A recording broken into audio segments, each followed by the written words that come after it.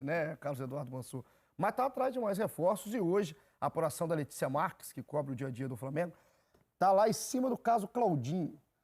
Vem, não vem, a notícia de hoje é que o Zenit respondeu ao Flamengo e os clubes agora vão começar a negociar o valor e a forma de pagamento pelo Claudinho. O Flamengo já tem um acerto contratual e salarial com o jogador e agora faltam 14 dias para o fechamento da janela, mas o Flamengo também está de olho no fechamento da inscrição, né, tanto da Libertadores, da Copa do Brasil, porque quer contar com o Claudinho já nas próximas fases aí das competições que está. Vai tudo girando, né? O Flamengo tem uma proposta na casa dos 15 milhões de euros, na cotação atual, isso aí bate quase 80 milhões de reais, então é um valor alto, né, pelo Claudinho. E por tudo que a gente está vendo, Pedrinho, do esforço que o Flamengo está fazendo, né, de uma negociação que a gente sabe que é difícil quando você fala com o Zenit, você fala com o Shakhtar, são clubes que não costumam facilitar esse tipo de negociação. Até porque tem muito dinheiro. E pelo investimento que eles fizeram nesses caras.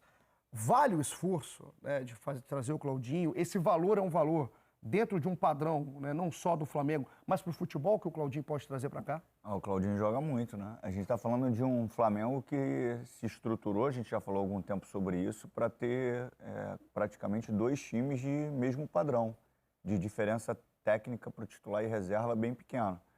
É um hábito também na Europa você ter isso, né, pela capacidade financeira dos clubes, e está se tornando um hábito para pelo menos um clube do Brasil que é o Flamengo.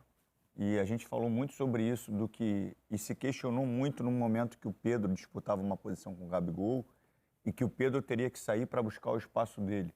Cara, o Pedro está num dos maiores clubes do Brasil e na época eu falei isso, né? E o objetivo do Pedro é treinar mais para se tornar titular, ou com o Gabi ou no lugar do Gabi, porque ele estava no nível altíssimo do Campeonato Brasileiro. E isso vai se tornar uma normalidade no Flamengo. A gente está falando de Claudinho, de Arrascaeta, a gente não sabe se vai ter uma renovação com Everton Ribeiro, só no setor de meio campo de Gerson. Aí você tem Cebolinha, você tem Bruno Henrique também, que depende de uma renovação, você tem Pedro, você tem Gabigol.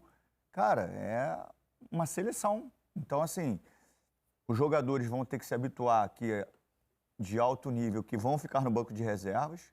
Né? Não acho que isso também tenha que caracterizar como jogo. Todo jogo tem que trocar, porque tem um elenco recheado.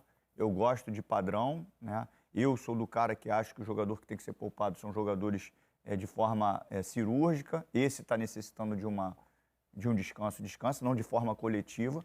Mas o que ele tem nas mãos para trabalhar, acho que a diferença vai... Para mim, o único elenco antes desse elenco que o Flamengo está construindo e que se desfez, né? Mas antes de se desfazer, era o Atlético Mineiro, que tinha um elenco titular e reserva com uma diferença menor de capacidade técnica. O Galo de 21. Mais do que todos, para mim. Mais do que Flamengo, de diferença de titular para reserva. Se desfez, diluiu isso. Hoje o Flamengo diminuiu muito a distância de titular para reserva. Mansur, trazer só a janela do Flamengo até o momento, até para te rolar a bola e fazer a pergunta em cima disso, porque você para pensar nessa janela, o Flamengo já trouxe o Rossi que entra numa disputa, porque para muita gente o Rossi em um outro momento da temporada chegava para ser titular do Flamengo. O Santos estava mal, né? O Matheus era uma incógnita para muita gente, mas o Matheus hoje é o dono da posição, parece. Só não querendo me alongar, mas só dando um pitacozinho. A galera fala assim, o Sampaoli precisa muito que o goleiro jogue com os pés. Cara, o Sampaoli ele usa até o Cunha como um terceiro ali para fazer a saída, mas quem usa o goleiro para jogar com os pés é o Fernando Diniz. O goleiro do Sampaoli é apenas uma conexão de passe. O goleiro, no mínimo, tem que ter uma qualidade técnica de passe. Mas não é exigido ao nível de estresse com a bola nos pés, como são os goleiros do Fernando Diniz. E o Matheus, desde a base do São Paulo, antes de ele sair da base do São Paulo para a base do Flamengo, ele é caracterizado pelo bom jogo, né? Pelo bom jogo com os pés. Mas o Rossi está no elenco. É um cara que chega também para disputar essa posição. O Alan... E é uma contratação anterior ao Flamengo fechar com o São Paulo. Exato, é uma contratação que o Flamengo já sabia, né? Quando o São Paulo chega, o Rossi já estava contratado. Isso. Chegaria no meio da temporada. O Alan, nessa discussão de qualidade, para mim, o Alan entra completamente. E para mim, em forma, vai ser titular absoluto. Chega para, não para brigar, joga muito. Acho que para muita gente, quase unânime. Aqui vai ser unânime, de chega para ser titular. E o Luiz Araújo, cara, que já ganhou momentos, já ganhou minutos, jogador de lado de campo, que tem aí disputas abertas no elenco. E aí, Mansur, além dessa galera que já está, do Claudinho, que está em discussão, o Flamengo tem um formato de parcelamento, pelo menos a proposta que fez, de 10 parcelas, né, de 1,5 milhão, né, de euros. Então, espera agora para ver se isso vai ser aceito pelo Zenit ou não e qual que vai ser a tratativa. Mas tem o Gustavo Scarpa também aí, né, nessa jogada. O Scarpa foi consultado, né, pelo Flamengo, a Letícia Marques também trouxe para a gente, mas o desejo do Gustavo Scarpa é de permanecer na Europa. Saiu a informação que o Scarpa não seria aproveitado, né, lá no Forest, que é o clube. Inclusive, o Scarpa tinha muito desejo de jogar na Premier League, né? Ele realizou um sonho, o Gustavo Scarpa, que saiu daqui muito bem no Palmeiras, mas parece que o desejo ainda é ficar na Europa.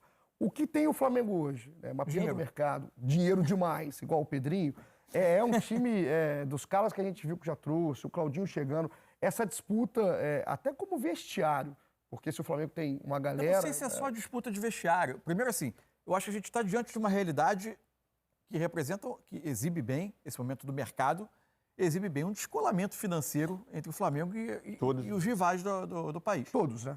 Méritos do Flamengo, mérito e resultado também de uma realidade do futebol brasileiro que ampliou diferenças também, né? Mas a gente só não está discutindo ainda se isso é ruim para o cenário do futebol brasileiro, porque ao longo dos anos, da mesma maneira como se estruturou do ponto de vista administrativo, fez o seu dever de casa para se tornar pujante economicamente, o Flamengo errou muito no seu projeto esportivo ano após ano, quase sempre fazendo correções importantes de rota com o ano andando. E aí, por exemplo, não disputou diretamente o último Campeonato Brasileiro, né? E talvez não dispute esse, porque a distância já é grande. Mas, enfim, a gente só não está se aprofundando numa discussão se esse poderio econômico tirou totalmente a competitividade do mercado, porque pelos erros esportivos. Tudo que se fez bem feito no administrativo do Flamengo não foi bem feito no esportivo em muitos momentos, especialmente a escolha de treinador ou as mudanças de comando com temporada em andamento. Bom, a partir daí, eu acho que o Flamengo está vivendo um outro ciclo. Se você pega de 2019 para... Em 2019, o Flamengo faz um enorme aporte financeiro de contratações. Ele vinha já num processo de montagem de elenco, mas 2019 é o ano que chega muita gente com investimento alto, né? 2019 é o ano que chegam ao Flamengo Gabigol, Arrascaeta, Bruno Henrique, depois Rafinha, Felipe Luiz, Gerson na segunda parte do ano. Eu gosto muito de acompanhar as ótimas análises no GE do Rodrigo Capello sobre finanças dos clubes. E ele até entrou nesse debate, que é muito interessante. Ali o Flamengo fez um investimento elevado. Se você for olhar o endividamento, que sempre teve controlado porque a receita do Flamengo é muito alta, mas o Flamengo deu uma aumentada, montou aquele elenco, foi fazendo alguns ajustes ao longo dos anos e deu uma diminuída no endividamento de novo e terminou o ano passado com a dívida mais baixa, mas muito dinheiro em caixa, preparando um novo ciclo de contratação, que é o que a gente está vendo agora. E o que ele parece atacar? Algumas questões que se debatiam no Flamengo nos últimos tempos. As últimas contratações de jogador de lado de campo, de velocidade, não acertaram tanto, né? O Marinho, por exemplo, que já está no Fortaleza. Chega o Luiz Araújo. Muito tempo se discutiu a questão de ter um reserva para os meias ofensivos, porque quando um deles não jogava, Everton Ribeiro ou Arrascaeta, entrava um jogador com uma característica muito diferente. E agora, quando você olha para Claudinho, Gustavo Scarpa, jogadores diferentes, assim como Everton e Arrascaeta são jogadores diferentes, mas é um olhar para essa reposição. Acho que é uma oxigenação de elenco e uma preparação do futuro. E um outro ponto, mano, ele não deixa os adversários se movimentarem no mercado. Porque quem pensa em Claudinho, ele vai lá e pega. Quem pensa em Alan, ele vai lá e pega. Ele estaciona os movimentos dos adversários na questão de contratação. Mas ele está indo nas carências, Pedrinho, porque vamos olhar para o elenco do Flamengo. A lateral direita não é uma carência desse elenco. O Wesley é uma solução caseira. O São Paulo isso aí, pelo que eu obtive de informação, o Sampaoli não apontou a lateral direita como uma questão imediata. Ele estava mais preocupado com um homem de velocidade pela direita, com a característica do Luiz Araújo, e estava preocupado inicialmente, e aí por isso o Flamengo olhou para o Alan, e chegou a olhar para zagueiros também, porque para ele o Flamengo precisava, e eu acho que ainda precisa muito, e isso vai depender do ajuste coletivo agora, fazer essa bola sair de trás melhor jogada. Porque o Flamengo não tem conseguido fazer a bola sair de trás bem jogada. A resposta do Flamengo a quase todos os movimentos de pressão do adversário em saída de bola, ela tem sido através de bola longa. E tem dois jogadores, para mim, que são os melhores para executarem essa função, que é o o André, do Fluminense, e o Alan. Eles conseguem trabalhar numa zona de risco, pressionado pelos seus adversários, e conseguem girar, ou com drible, ou mesmo recebendo de costas, fazer o giro e sair dessa pressão e desencaixar toda a marcação adversária. O Thiago Maia é bom jogador, óbvio, mas tem gente que prefere o Thiago e tem gente que prefere o Alan. Eu prefiro o Alan porque o Alan me entrega em condução, em sair de pressão, em passe curto, em passe longo, em uma outra dinâmica. Não quer dizer que o Thiago Maia seja ruim. O Thiago... E se você me perguntar ainda, é porque o Sampaoli está usando o Gerson de uma outra função. Porque eu também usaria o Gerson como primeiro se eu não trouxesse o Alan no lugar do Thiago Maia. Para mim, o primeiro seria o Gerson. O Gerson como primeiro. Eu tendo mais bola, eu tendo mais posse, como característica individual que esse time do Flamengo Mas pode o Gerson entregar. mais afastado da área. Mais afastado. Como ataque, né? O grande destaque do Gerson foi como segundo. Sim. Hoje ele está jogando demais o Gerson, muito bem. A dinâmica lá na esquerda, né? Lá na esquerda. Ele ataca o espaço, uma característica que ele se adaptou muito bem. Ele está jogando muito bem. Eu digo que se o Flamengo não vai no mercado e busca o Alan para fazer essa saída, eu, entre Gerson e Thiago Maia, nessa primeira função, eu prefiro o Gerson do que o Thiago. O Thiago, para mim, isso é uma prova de como os jogadores eles dependem das suas qualidades, das suas virtudes e eventuais fragilidades e dos contextos que permitem que essas virtudes apareçam mais. Para mim, o Thiago fez um grande 2022 com o Dorival, porque ele passava quase todos os 90 minutos vendo o jogo de frente. Porque era ele o homem que entrava entre zagueiros para fazer a saída de bola, ele estava sempre por trás da jogada. E ele tinha o João Gomes também na proteção. Com o João na proteção e ele fazendo desarme como 5, entre aspas. Quando ele passa a muitas vezes ter os dois zagueiros com um lateral ou com outro jogador auxiliando nessa saída, e ele recebendo essa bola um pouco mais à frente, muitas vezes de costas, para precisar girar e ver o jogo. Às vezes ele fez a saída de 3 como se ele fosse um lateral. Né? Jogava o Fabrício, o Davi e ele aqui como um lateral esquerdo. E aí 2022 dele brilhante. Agora, quando ele passa a receber essa bola às vezes de costas, de uma zona mais adiantada do campo, para mim ele tem um pouco mais de dificuldade de jogar. E acho que isso refletiu um pouco nas atuações recentes dele. Desse mercado do Flamengo, né, que a gente vai continuar acompanhando, com a situação do Claudinho, também do Scarpa, mais monitorando, né, do que o do Claudinho, que parece muito mais quente nesse momento, a lateral direita, ela me acende a dúvida, porque o Wesley é uma solução caseira, é um moleque que vai ser pressionado, porque é o Flamengo numa situação e num contexto de agressividade no mercado, de contratações pesadas. Você tem um moleque da base que é bom de bola, mas que ainda vai oscilar e é normal. Você tem o Varela, que já foi liberado para negociar a sua saída, o Mateuzinho lesionado, em um processo de transição daqui a pouco. Eu acho que então, é uma talvez posição seja mesmo. uma posição eu acho carente, que é uma posição cara. que, se você olhar assim, era uma posição que, de repente, está sendo observada. A gente não sabe. Às vezes não existe uma divulgação justamente para ninguém se movimentar no mercado. Se você olha o nível do elenco como um todo, chama atenção. Chama atenção. Porque tem uma diferença ali praticamente. Porque do lado esquerdo você tem o Ayrton e o Felipe Luiz. Na zaga eu acho que você está bem servido, né? O Pablo, apesar de não ter tido sequência, ele é um reserva ali que pode dar uma resposta.